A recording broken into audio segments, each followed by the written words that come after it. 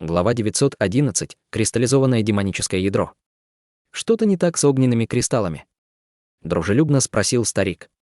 Нет ничего, я купил именно то, что хотел, спокойно ответил Ханли. Затем он передал плату и, забрав свои кристаллы, ушел. Когда Ханли вышел, старик взглянул на пустую нефритовую коробку и нахмурился. В его глазах появилось небольшое сомнение. Вскоре Ханли вернулся на свое место на аукционе, и во вспышке света в его руке появился огненный кристалл. Ханли посмотрел на него с довольной улыбкой на лице. Женщина в зеленом рядом с Ханли увидела выражение его лица и сказала: «Господин даосист, должно быть, достаточно богат, раз потратил 800 духовных камней на 3 огненных кристалла». Ханли спокойно взглянул на женщину и сказал: «Верно. Я давно хотел купить эти кристаллы. То, что мне это удалось, сделало мою поезду стоящей». Женщина в зеленом, увидев блеск в глазах Ханли, внезапно замолчала, а ее сердце задрожало. Женщина в желтом рядом с ней заметила это и изменилось в лице, что-то почувствовав. Но она тоже ничего не сказала. Приобретя такой неожиданно хороший урожай, Ханли стал с нетерпением ждать оставшейся части аукциона. В этот момент монарх расщепления души не выдержал и спросил: «Малыш Хань, какое отношение имеют эти огненные кристаллы к демоническим ядрам? Может, объяснишь мне?» Старший должен был уже догадаться, спокойно ответил Ханли. Один из огненных кристаллов на самом деле является ядром демонического зверя 7-го ранга, но по прошествии бесчисленных лет оно кристаллизовалось. Теперь оно ничем не отличается от огненных кристаллов. Даже те, кто обладает исключительно сильным духовным чутьем, не могут увидеть разницу. Ядро демонического зверя 7-го ранга. Раз это нельзя увидеть даже мощным духовным чутьем, то как ты увидел? Монарх расщепления души был потрясен, но очень сомневался в словах Ханли. «Хе-хе, это как-то связано со зловещей ци в моем теле», спокойно объяснил Ханли. «В прошлом я лично убивал тысячи и тысячи высокоранговых демонических зверей, что привело к плотной, смертельной ци на моем теле. В результате зловещая ци на моем теле начала шевелиться, когда показали ядро демонического зверя. Поскольку в прошлом я работал с большим количеством демонических ядер, у меня есть особый способ их обнаружения». «Вот как», — усмехнулся старик, — «если ты действительно убил столько много демонических зверей, тогда понятно, откуда у тебя столько зловещей ци в теле. Однако я очень заинтересован в том, как ты смог убить стольких демонических зверей. Кажется, у вас есть много историй, о которых ты мне не рассказывал, ничего особенного. В прошлом у меня была такая возможность. Что еще более важно, я боюсь, что старший не знает, как использовать кристаллизованное ядро демонического зверя». Не желая рассказывать о времени, проведенном в области моря рассеянных звезд, Ханли сменил тему, чтобы отвлечь внимание монарха расщепления души. «Я первый раз слышу, что ядро демонического зверя может кристаллизоваться», заинтересованно сказал монарх. «Понятия не имею, для чего его можно использовать». «Кристаллизованное ядро демонического зверя больше нельзя считать настоящим ядром», сказал Ханли, поглаживая подбородок. «Если его использовать для приготовления духовной таблетки, оно превратится в смертельный яд для культиватора. На самом деле, этот материал является оптимальным материалом для усовершенствования летающих игл. Говорят, если изготовить летающую иглу из кристаллизованного демонического ядра, то ее скорость станет такой невероятной, что она сможет поразить врага сразу же, как только ее выпустят. Кроме того, летающая игла из этого материала становится практически невидимой, что позволяет ей стать оптимальным оружием для скрытых атак. Однако кристаллизованные ядра демонических зверей чрезвычайно трудно создать, и мало кто культивирует на то, чтобы распознать их, поэтому встретить их можно очень редко. Если бы не моя зловещая ци, я бы не обнаружил». Ханли однажды прочитал нефритовую пластинку, в которой была записана техника изготовления летающей иглы из кристаллизованного демонического ядра. Когда он убил мастера Цзень-Иня в области моря рассеянных звезд, он мельком взглянул на этот метод и вспомнил его сейчас, когда увидел кристаллические ядра демонического зверя. Никогда не слышал об этом прежде. Кажется, в мире есть много странных вещей. Боюсь, что нет культиваторов, которые прошли бы все области мира смертных. Согласно тому, что я знаю, есть, по крайней мере, 6 других миров культивации, помимо нашего небесного южного региона. В некоторые из них можно безопасно войти, в другие — нет. За свою жизнь я посетил 2 других района, кроме Великой империи Цзинь. Из-за уменьшения продолжительности жизни я вернулся в небесный южный регион и отчаянно исследовал методы, чтобы продлить мою жизнь, сказал монарх мрачным тоном. «Не стоит так огорчаться по этому поводу, старший. Все подвержены циклу жизни и смерти. Даже если ты вознесешься в царство духов, это не значит, что ты освободишься от оков жизни и войдешь в мир бессмертных. Всего нескольким людям удалось сделать это с самых древних времен. Казалось, что эта тема задевала Хань Ли за живое. Хех. Я по-прежнему не хочу сдаваться. Я всегда считал себя одним из лучших в плане культивации и интеллекта, но в самом конце моя душа оказалась в ловушке марионеточного тела, и я только слегка отсрочил свою смерть. Если бы у меня была еще одна возможность, я бы без особых трудностей вошел в стадию божественной трансформации. В голосе монарха расщепления души звучало сожаление. Услышав это, в сердце Хань Ли сжалось от грусти. В прошлом монарх расщепления души основал секту на Дальнем Западе, и ни один культиватор всего небесного южного региона не был ему соперником. Он был даже более выдающимся, чем Хан Ли, и, без сомнения, был бесподобен, но даже он не смог войти в стадию божественной трансформации. Такой жалкий конец не мог не тронуть сердце Хань Ли. Нынешняя ситуация монарха расщепления души вполне могла стать будущим Хань Ли. С этой мыслью выражение лица Хань Ли стало мрачным, но он больше ничего не сказал.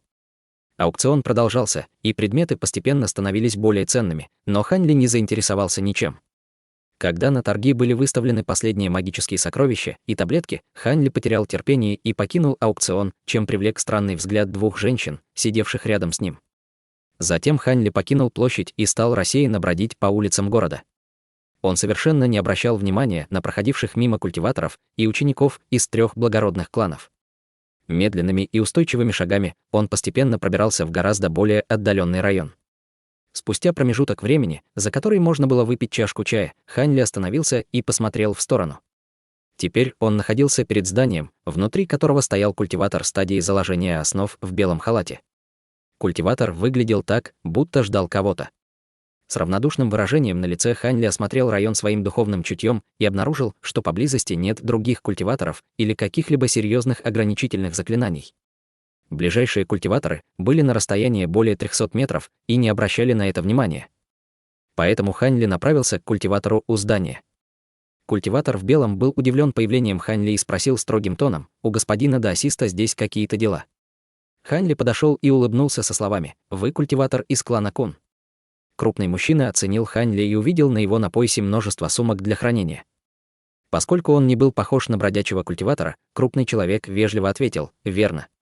Я главный помощник по внешним связям клана Кун. Господин даосист, я бы хотел кое о чем поговорить с мастером вашего клана. Как вы думаете, вы могли бы сообщить ему?» Дружелюбно спросил Хань Ли. «Увидеть мастера клана?» «Боюсь, что это невозможно», — хмуро сказал крупный мужчина. «Мастер клана в настоящее время занят важными делами. Вряд ли он захочет встретиться со случайным незнакомцем. Если это очень важно, вы можете сказать об этом мне». Хань Ли притворился колеблющимся: «Хорошо». Как только я вышел из аукционного зала, я обнаружил, что с предметом кое-что не в порядке. Я бы хотел об этом поговорить с мастером клана. Аукционный зал. Что-то не так с вашим предметом. Лицо крупного мужчины внезапно замерло, и он сказал: «В этом случае вам стоит обсудить это с представителями аукционного зала. Это не то, что может решить аукционный зал. Вы поймете, как только я покажу вам предмет». Хань Ли вздохнул, а затем коснулся сумки на поясе. Когда крупный мужчина увидел действие Хань Ли, его многолетний опыт заставил его неосознанно положить ладонь на пояс, но когда Хань Ли поднял руку, он вынул сверкающий красный драгоценный камень и передал его крупному человеку. Подозрения культиватора в белом исчезли, а его тело расслабилось. Смущенным тоном он сказал: «Разве это не огненный кристалл? Зачем вам нужно видеть мастера клана по этому поводу?» Говоря это, он протянул руку, чтобы взять камень, но из камня внезапно вырвался пучок голубого пламени. С такого расстояния крупный мужчина не мог увернуться и превратился в глыбу льда, не успев даже закричать. Хань Ли взмахнул волной синего света, завернув в него замерзшего мужчину, и перенес его вглубь здания, а затем сам влетел в здание в лазурной полоске света.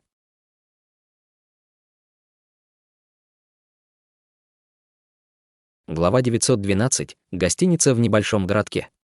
Хань Ли принес крупного мужчину в ничем не примечательную комнату в здании и положил его на пол. Его тело было покрыто голубым слоем льда, а глаза были широко распахнуты от ужаса. Затем Хань Ли махнул рукой серебряной иглой между пальцев и наклонился, быстро поднеся иглу несколько раз к голове крупного человека. В результате он дрогнул и расслабился. Хань Ли сделал жест рукой и тихо пробормотал заклинание, а затем поразил тело мужчины несколькими заклинаниями. Ледяной слой тут же исчез с тела мужчины, и тот сел с пустыми глазами и неуклюже скрестил ноги, ожидая приказы, как марионетка. Лазурный свет закрыл лицо по взмаху руки Ханли, покрыв его серией разноцветных флагов заклинаний. Они кружили в воздухе, создавая ограничительное заклинание, скрывающее его внешность.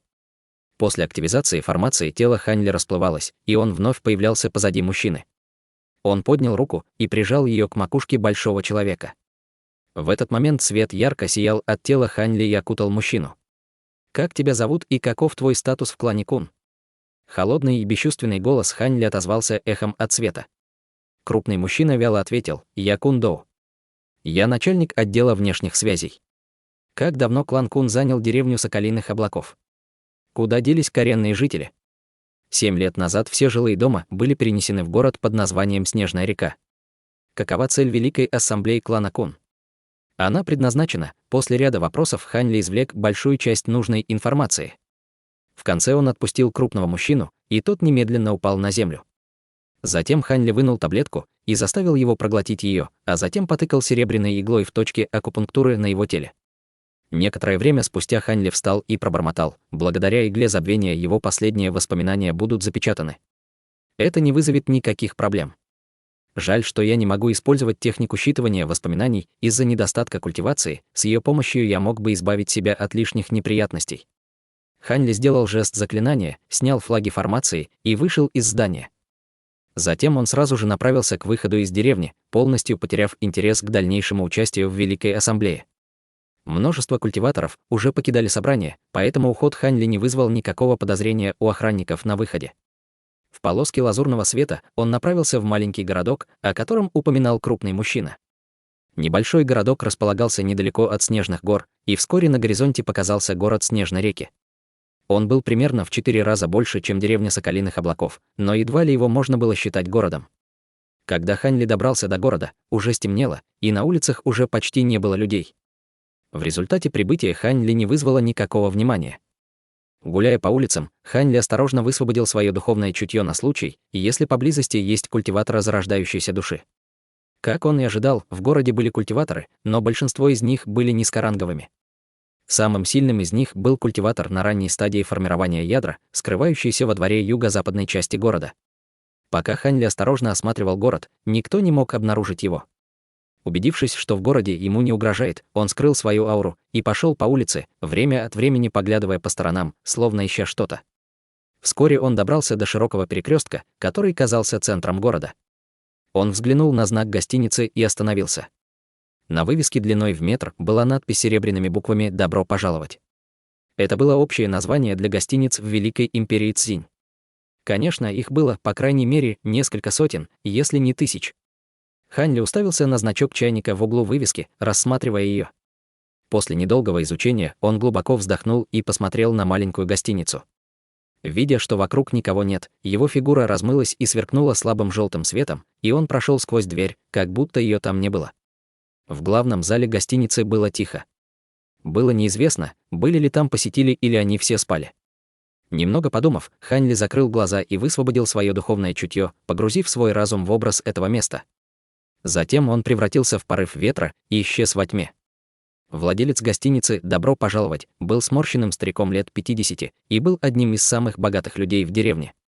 После напряженного дня он погрузился в глубокий сон, обнимая молодую наложницу, на которой он женился в начале года. Но внезапно он почувствовал, как ледяной пронизывающий до костей ветер пронесся мимо него, пробудив его от сна. В ужасе он открыл глаза, а по спине его побежал холодный пот. В кромешной тьме кто-то стоял у его кровати, уставившись на него холодными блестящими глазами. «Ты!» — он хотел закричать, но вспыхнула серебряная линия, и его горло онемело. Он не мог сказать ни слова. «Не кричи. Хотя в гостинице нет культиваторов, я не хочу никого тревожить. Я только хочу поговорить с тобой кое о чем. Ханли поднял руку, и перед стариком появился ключ, сияющий серебряным светом. При виде ключа тело старика задрожало, а затем расслабилось. Внезапно на его лице появился восторг. Старик поспешно вскочил с кровати и стал показывать руками, пытаясь что-то сказать, но изо рта не было ни звука. Ханли улыбнулся и взмахнул рукой, вынимая серебряную иглу из горла мужчины. Старик прокашлялся несколько раз и в конце концов восстановил свой голос, а затем спросил: «Могу я взглянуть на серебряный ключ?» После минутной паузы Ханли передал его. Старик взял серебряный ключ и долго осматривал его, а затем вручил его назад обеим руками. С глубоким уважением в голосе поклонился Хань Ли и сказал: «Вы великий молодой мастер». «Ты уже видел ключ», — сказал Хань Ли. «Какие проблемы?» «Никаких. Раз молодой мастер нашел меня, и его ключ настоящий, ваша личность определена». Но старик повернулся к молодой спящей за ним женщине. Хань Ли моргнул и спокойно сказал: «Не волнуйся, я уже околдовал ее, прежде чем разбудить тебя. Если ты не будешь громко кричать, она ничего не услышит». «Это хорошо», — искренне сказал старик, «мастер клана не связывался со мной в течение нескольких лет. Я всего лишь смертный, поэтому я не знал, что происходит. Я не осмеливался пытаться выяснить что-либо, боясь, что привлеку внимание других культиваторов. Теперь, когда молодой мастер принес серебряный ключ, я наконец могу расслабиться. Если бы мастер клана не упомянул, что вы изменили свою внешность, я бы не поверил вам. В клане Фэн беда, поэтому мне нужно открыть секретные резервы и взять несколько предметов. Кроме мастера клана, никто не знает о его местонахождении. Он должен был оставить тебе резервную карту. Отдай мне ее, командным тоном проговорил Хань Ли. Да.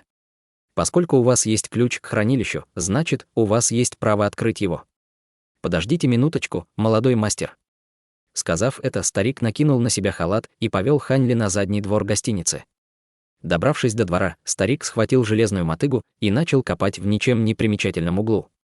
Затем он порылся в земле руками и в конечном счете нашел каменный кирпич. К этому моменту старик обливался потом. Старик передал кирпич Хань Ли со словами: «Секретное хранилище запечатано здесь. На него наложено ограничительное заклинание, и я не могу открыть его, но молодой мастер должен это сделать». «Разумеется».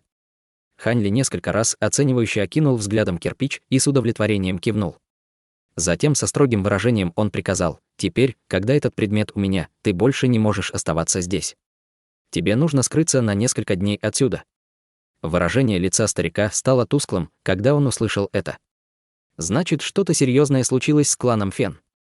Не волнуйтесь, молодой мастер, я немедленно покину это место на несколько дней. У меня не будет информации о молодом мастере». Хань Ли убрал каменный кирпич и еще раз взглянул на смутное выражение лица старика. Сердце Хань Ли было тронуто. Он хлопнул в ладони и передал старику маленький лазурный флакон. «Ты должен знать, как обстоят дела сейчас. Поскольку ты всегда оставался преданным клану Фэн, возьми эту бутылочку с лекарствами. Хотя ты всего лишь смертный человек, таблетки укрепят твое тело и позволят прожить долгую жизнь». Старик был ошеломлен на мгновение, а затем радостно ответил: «Большое спасибо за вашу щедрость, молодой мастер». Хань Ли махнул рукой и безо всякого выражения сказал: «Хорошо, мне пора. Береги себя». Затем, в лазурной вспышке, он бесследно исчез из гостиницы. Старик оглянулся вокруг в шоке и через некоторое время подтвердил, что Хань Ли ушел. Затем он опустил голову и тупо уставился на бутылочку с лекарством, глубоко вдохнув. Когда Хань Ли покинул гостиницу, он сразу же вылетел из города и отправился искать пустынную гору. Спустившись на землю, он вызвал лазурный кирпич в ладонь.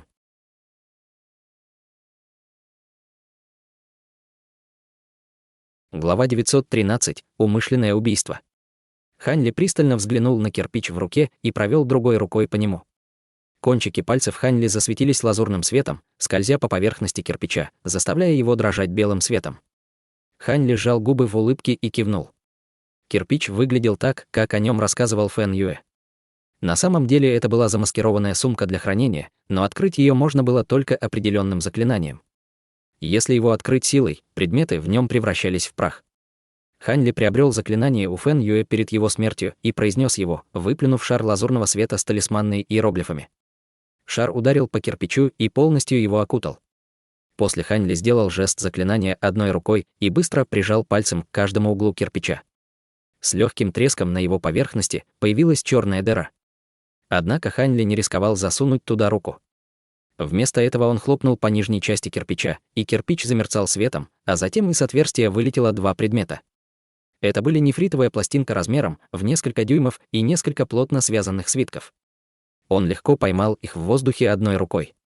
Убрав кирпич, Хань Ли сразу же погрузил свое духовное чутье в нефритовую пластинку, не обращая внимания на свитки. Вскоре выражение его лица исказилось и стало угрюмым. Монарх расщепления души, увидев его реакцию, спросил: «В чем дело? Там не говорится, где находится секретная пещера клана Фэн». Нет, там тщательно описано ее точное местонахождение, глубоко вздохнув, сказал Хань Ли и вынул свое духовное чутье из нефритовой пластинки с мрачным выражением на лице. Тогда почему ты такой мрачный? Неужели пещера находится в опасном месте? Как и ожидалось от эксцентрика, прожившего 10 тысяч лет, предположение монарха расщепления души было верным. Хань Ли вздохнул и беспомощно сказал: могут возникнуть проблемы. Секретная пещера находится глубоко в снежных горах. Почему клан Фэн основал ее там?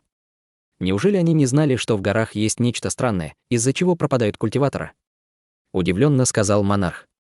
Кто знает? Наигранно улыбнулся Хань Ли.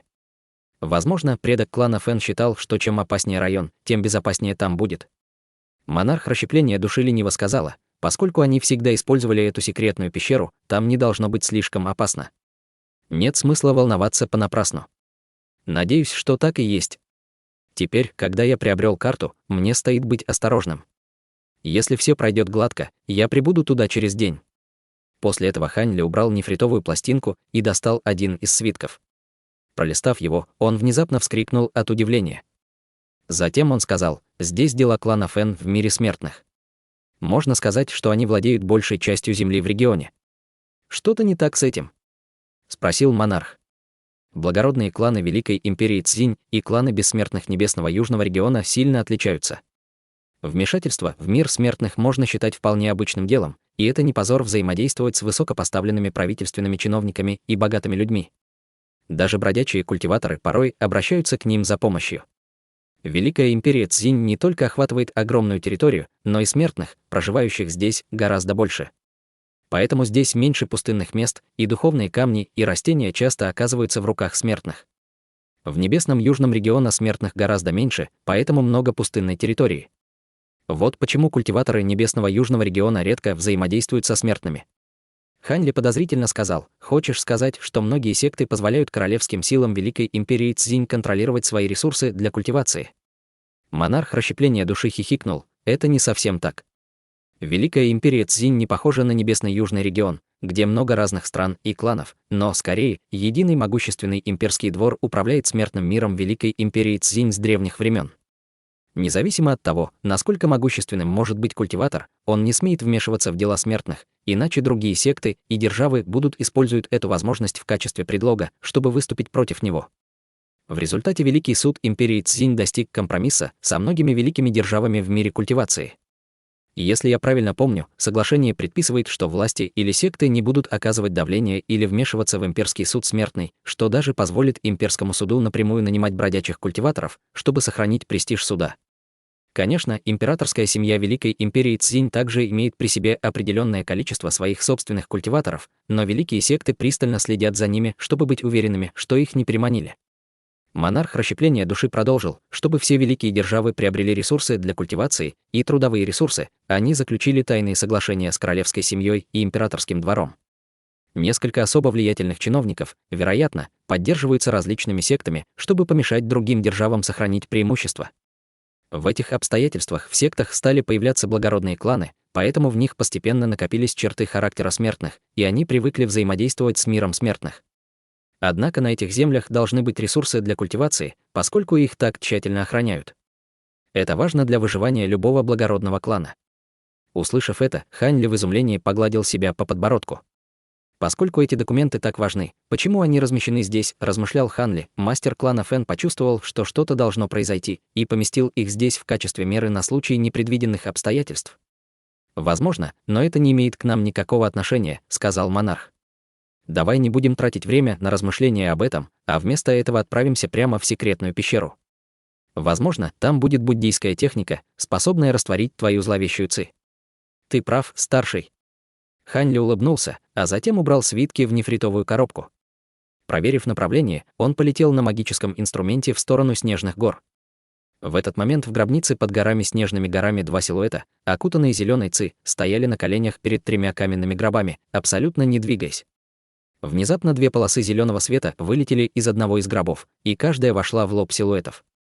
Вперед! Убейте его и заберите сокровище, сказал мужчина из среднего гроба внушительным тоном. Два силуэта размылись в полосках зеленого света и покинули гробницу. Хорошо, что я приобрел вид человека, который снял барьер Ваджры и отдал его воплощением. Остаток Ци-принца должен также оставаться в барьере Ваджры в течение некоторого периода времени. Пока он не покинул провинцию Гуаннин, он не сможет сбежать. Большое спасибо. Отец? Из другого гроба послышался радостный голос. Человек из центрального гроба фыркнул и сказал: «В этот раз я прощаю тебе твою оплошность, но в следующий». «Да, это больше не повторится». Раздался второй голос. Затем все стихло. Спустя промежуток времени, за который можно было закончить обед, раздался громкий взрыв. Крышка среднего гроба взлетела на 10 метров в воздух, и из него появился тонкий силуэт в короне. «Мой лорд, почему вы?» Раздался сладкий женский голос из другого гроба. С горящими красными глазами мужчина сказал: «Вены инской ци в земле скоро прорвутся, и временный уход из комнаты могилы не вызовет у меня большой потери в культивации. Это хорошая возможность оказать генералу Г кое-какую помощь и избавиться от некоторых проблемных персонажей за пределами благородных кланов. Покинув гробницу, я активирую все ограничительные заклинания во избежание проникновения посторонних». Немного поколебавшись, женщина ответила: «Да, Ваше Величество. Пожалуйста, будьте осторожны. Не волнуйся, моя дорогая наложница. Я вернусь в гробницу через 2 дня, после этого я буду здесь». Мужчина кивнул и встал из гроба. Его тело несколько раз размылось, а затем стало нечетким, превратившись в облако серого тумана и исчезнув из поля зрения. Куда он делся, было неизвестно. Вскоре тишина заполнила комнату могилы, но ее прервал глубокий вздох женщины. С рассветом Хань Ли добрался до Снежной горы. Недолго думая, он бросился в горы на своем летающем магическом инструменте. Боясь навлечь на себя неприятности, он скрыл свою ауру и летел на малой высоте, высвободив свое духовное чутье, осматривая им ближайшие пару км и внимательно наблюдая за всем, что происходило поблизости. Расположение секретной пещеры клана Фэн находилось недалеко от центра горы и в хорошо скрытой области. Пролетев весь день, Хань Ли спустился на ничем не примечательную вершину, обнаружив огромный водопад высотой в километр. Все выглядело точно так, как в описании нефритовой пластинки, его большому облегчению. Посмотрев на бушующие туманы белой воды, он спустился вниз и сделал жест заклинания. Затем он поднял руки и выпустил 2 полоски лазурного света в водопад. Раздалась серия приглушенных взрывов, а затем в водопаде появилась дыра шириной в 3 метра. Он без колебаний пролетел в нее, и вскоре дыра исчезла. Конечно, Хань Ли не знал, что в тот момент, когда он вошел в пещеру, 2 зеленых силуэта преследовали его на расстоянии 500 километров. Они рычали от ярости, обнажив свои черные клыки, напоминая ужасного двуглавого зверя. Однако эти 2 силуэта не могли знать, что в нескольких километрах позади за ними холодно наблюдали 2 скрытые фигуры. Они перешептывались друг с другом с опущенными головами.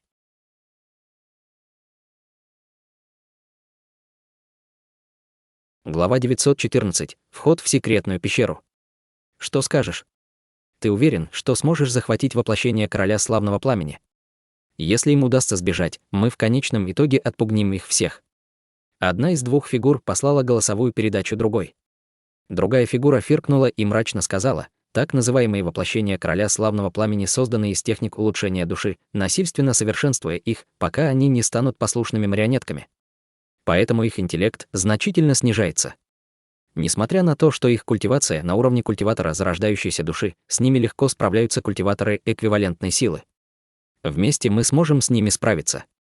Но теперь, когда старый дьявол сам выпустил свои воплощения, это принесет нам большую пользу. Убивать их — все равно, что отрезать ему руки. Голос был глубоким и низким. «Слова брата Небесного Ветра очень разумны», — сказал резкий голос. «Однако мне очень любопытно, кого преследуют эти воплощения. Судя по тому, что старый дьявол послал воплощение преследовать его, это странный персонаж. Какая разница?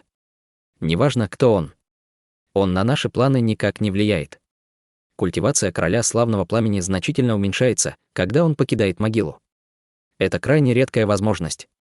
Старый дьявол чрезвычайно хитер и никогда не покидает свою могилу больше, чем на мгновение за 1 раз. Без ловушки, которую я поставил, боюсь, что у нас не было бы шанса. В конце концов, его способности ничуть не меньше, чем у культиватора на поздней стадии зарождающейся души, пока он в своей могиле резкий голос зловеще рассмеялся и сказал: «Если бы король дьявольского славной пламени знал, что мы объединились с 2 другими благородными кланами, узнав его план, хотел бы я видеть его выражение лица.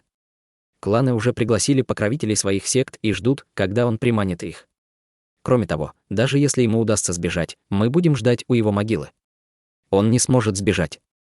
Так и есть. Наши братья рассчитывали более 10 лет на эту ловушку.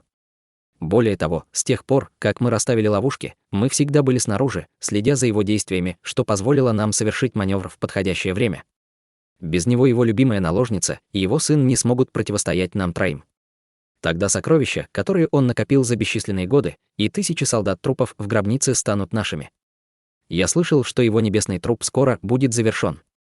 Зная об осторожности старого дьявола, жемчужина небесного трупа для тела должна быть спрятана где-то в гробнице. Если мы сможем найти ее, мы также сможем использовать ее для культивации техники закаливания и укрепления тела. Это идеальное сокровище для такой культивации, раздался низкий голос брата Небесного Ветра. В его голосе звучала жадность. Резкий голос сказал: «Хе-хе. Моя техника культивации не связана с культивацией техники укрепления тела, поэтому жемчужина меня не интересует. Я хочу только 1000 солдат-трупов из его гробницы. С этими солдатами я мог бы обзавестись властью, достаточной, чтобы не выходить из уединения». Услышав это, брат Небесный Ветер взволнованно сказал: «Но я знаю, что скажет господин Даосист-Инь. Его интересует только искусство духовного трупа, чтобы он сам мог создавать и контролировать солдат-трупов. В противном случае ему пришлось бы просить нас». «Дело говоришь». Владелец резкого голоса взглянул на зеленые силуэты вдалеке и предложил: «Пора». Поскольку брат Дикий Песок пристально следил за старым дьяволом, проблем не должно быть. Мы должны принять меры, пока не произошло что-то неожиданное. Давай быстрее избавимся от воплощений старого дьявола и затем вернемся к гробницу, в засаду. Если мы позволим старому дьяволу вернуться назад, дела будут плохи. Да, время пришло.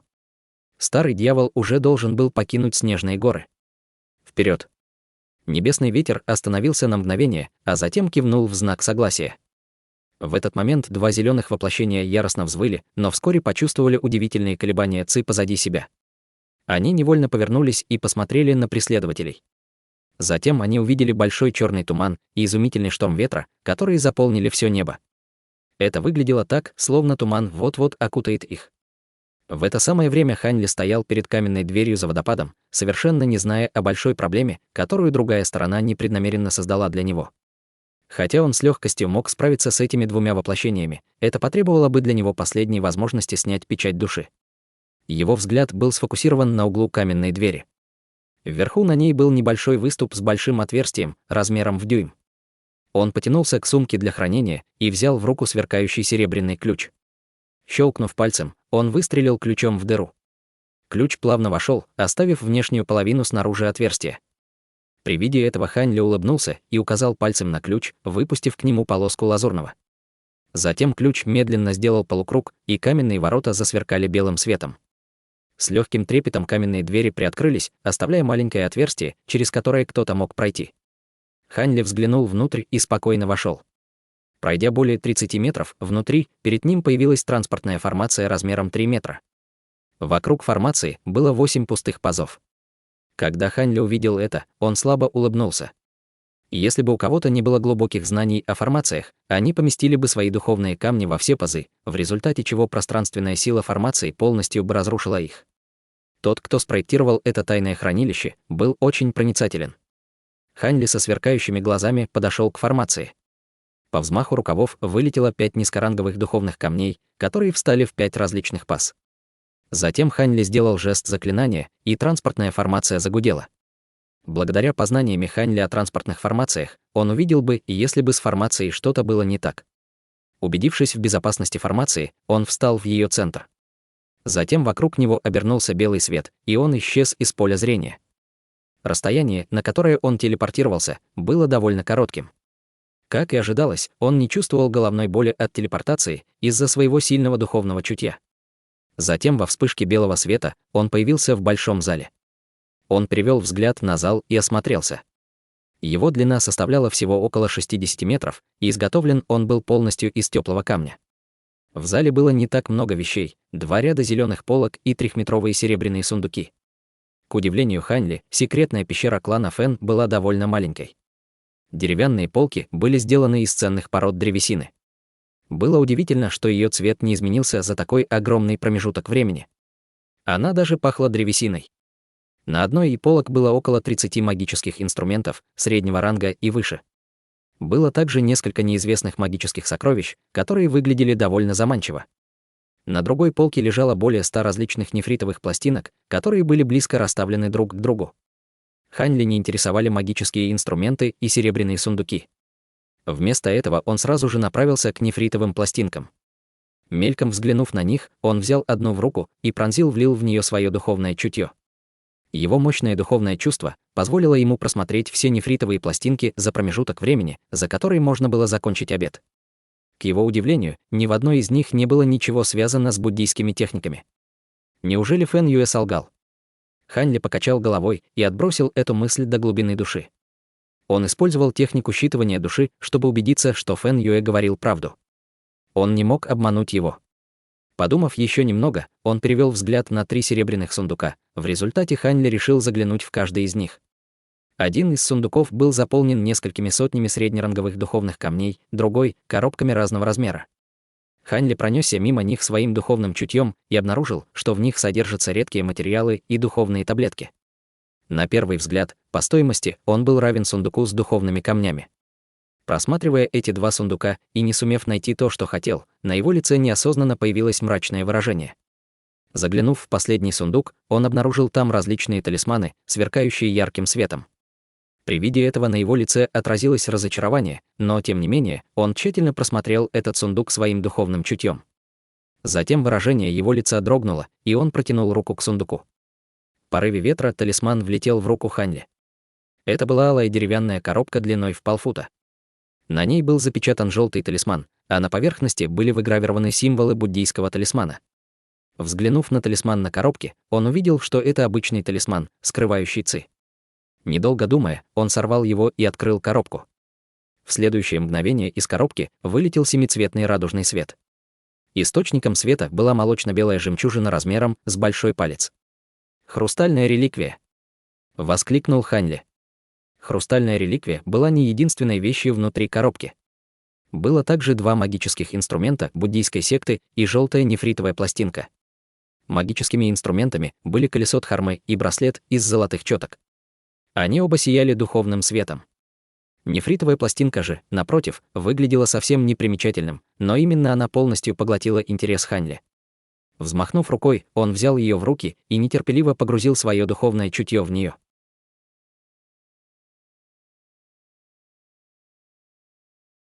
Глава 915. Искусство яркого нефрита. Техника праведного обладания. Искусство цикла реинкарнации. Искусство яркого нефрита. Хань Ли быстро пронесся сквозь нефритовую пластинку, бормоча название техник в ней. Благодаря только одним названиям можно было понять, что это буддийские техники. Услышав название последней, монарх расщепления души изумленно вскрикнул: «Я слышал эту технику раньше». Искусство яркого нефрита — это очень редкая техника, передаваемая защитниками ваджры в буддийских сектах. Ее очень трудно культивировать. Откуда она у предка клана Фен? Дай мне посмотреть эту нефритовую пластинку, я проверю, можно ли ее использовать, чтобы растворить зловещую ци. Хань Ли обрадовался, услышав это, и быстро передал нефритовую пластинку Сли к бамбуковой трубе на спине. После этого монарх ушел в чтение нефритовой пластинку. Хань Ли тем временем начал исследовать самые ценные предметы в секретной пещере клана Фэн. Он хотел бы забрать себе эти вещи, но у него было мало места в сумке для хранения. Помимо духовных камней, ему придется тщательно выбирать, что он возьмет с собой. Хань Ли забрал несколько магических сокровищ, материалов и талисманов, которые были ему полезны. Среди магических инструментов он выбрал 3 самых исключительных, остальные оставил. Сделав это, он обратил внимание на большую кучу нефритовых пластинок. Просматривая их своим духовным чутьем, он нашел технику, которая заинтересовала его. Просмотрев их все, он сел, скрестив ноги, и начал молча медитировать технику, которая привлекла его внимание. Время шло медленно, и монарх расщепления души в конце концов нарушил тишину в комнате, сразу же привлекая к себе внимание Хань Ли. Он медленно сказал: «Искусство яркого нефрита немного еретичны. Говорится, что это буддийская техника, но она настолько мощная, что ее можно частично считать дьявольским искусством». Дьявольское искусство. Сердце Хань Ли дрогнуло, и он спросил: «Что ты имеешь в виду? Эта техника может растворить зловредную ци в моем теле или нет?» Нет необходимости быть нетерпеливым. Техника действительно может решить твою проблему, однако метод растворения зловещей ци чем-то похож на технику дьявольского «да». Ты не будешь избавляться от зловещей ци, а усовершенствуешь ее для своих собственных нужд. Эта техника культивации, очевидно, опасна, поскольку эту ци сложно контролировать. Тебе стоит поискать другую буддийскую технику, проговорил монарх и вернул назад нефритовую пластинку. Хань Ли поймал нефритовую пластинку, и его сердце задрожало.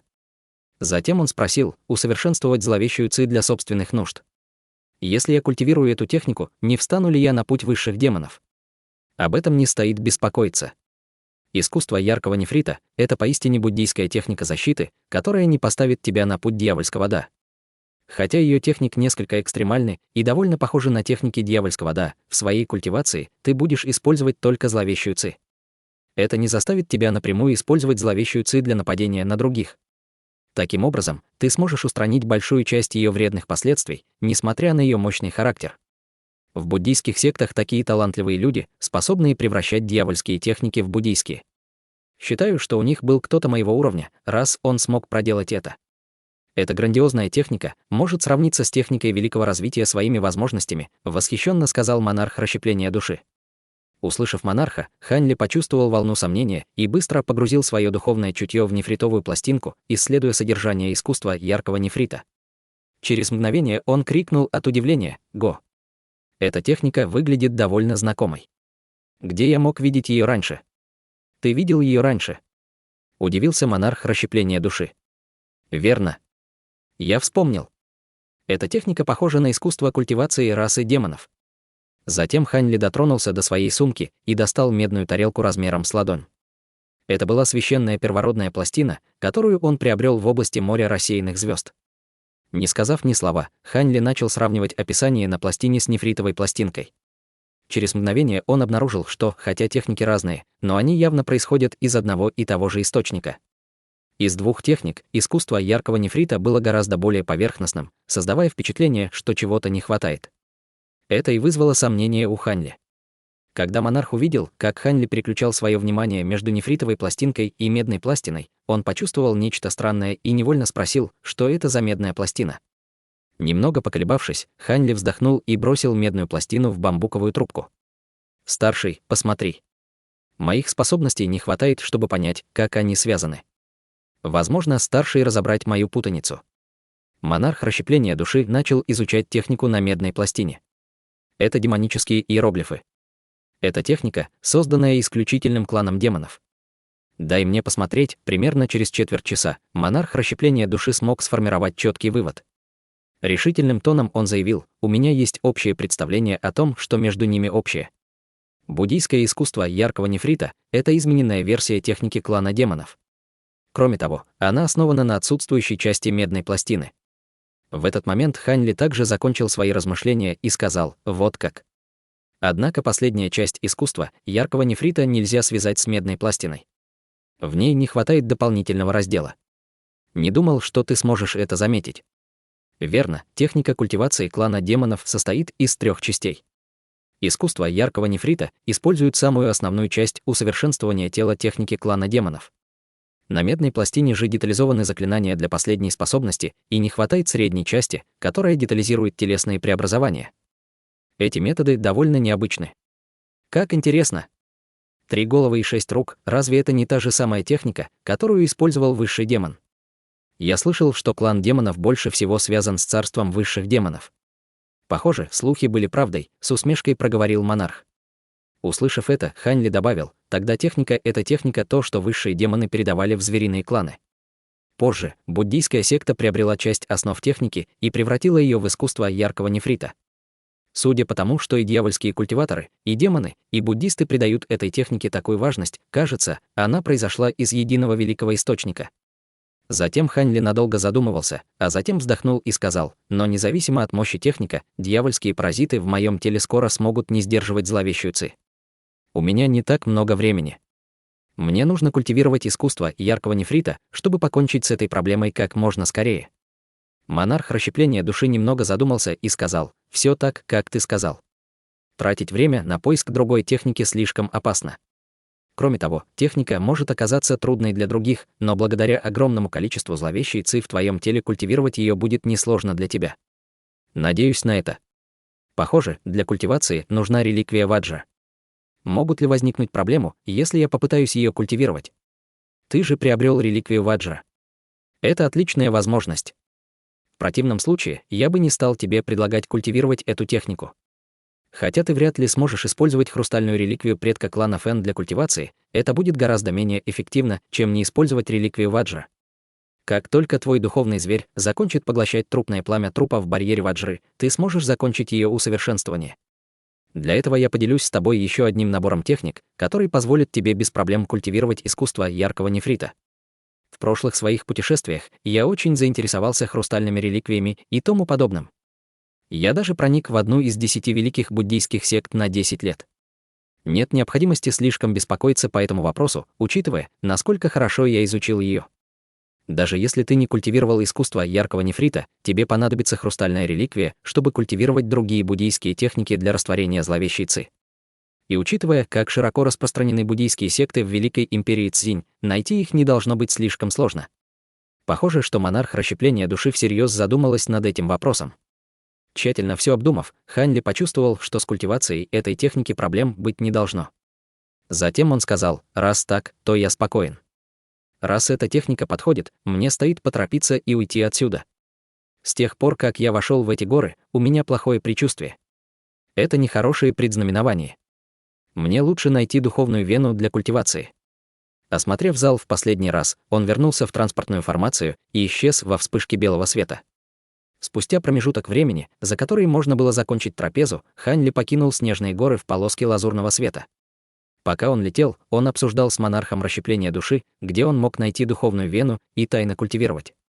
Пролетев более 100 километров, в воздухе эхом раздался оглушающий и сотрясающий мир грохот, и рухнула целая горная цепь. Хань Ли был застигнут врасплох этим и потерял равновесие, почувствовав, как у него звенело в ушах.